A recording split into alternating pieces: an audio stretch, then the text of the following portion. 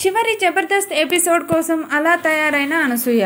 Glamour dose తగ్గిందే. జబర్దస్త్ షోకి anchor Anasuya good bye చెప్పిన విషయం తెలిసిందే. ఆమె పరోక్షంగా హింట్ ఇచ్చిన షో వదిలేస్తున్నట్లు విశ్వసనీయ సమాచారం.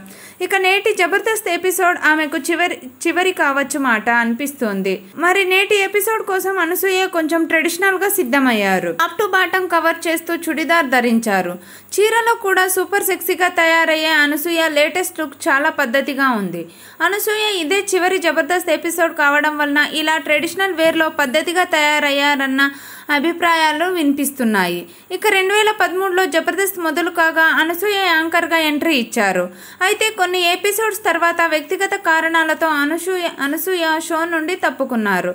అనసూయ వెళ్ళిపోవడంతో రష్మికి ఛాన్స్ దక్కింది. ఆమె ఫేమస్ అయ్యే మార్గం ఏర్పడింది.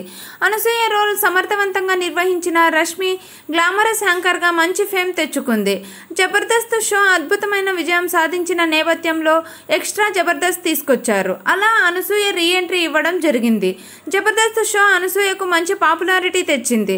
ఆమెకు టీవీ యాంకర్గా ఆఫర్స్ తెచ్చిపెట్టింది. మెల్లగా నటిగా మారిన అనసూయ హీరోయిన్గా ప్రధాన పాత్రలు చేసే స్థాయికి ఎదిగారు. ప్రస్తుతం అనసూయ ఒక పక్క లేడీ ఓరియంటెడ్ చిత్రాలు చేస్తూనే మరోవైపు స్టార్ హీరోల చిత్రాల్లో కీలక రోల్స్ చేస్తున్నారు.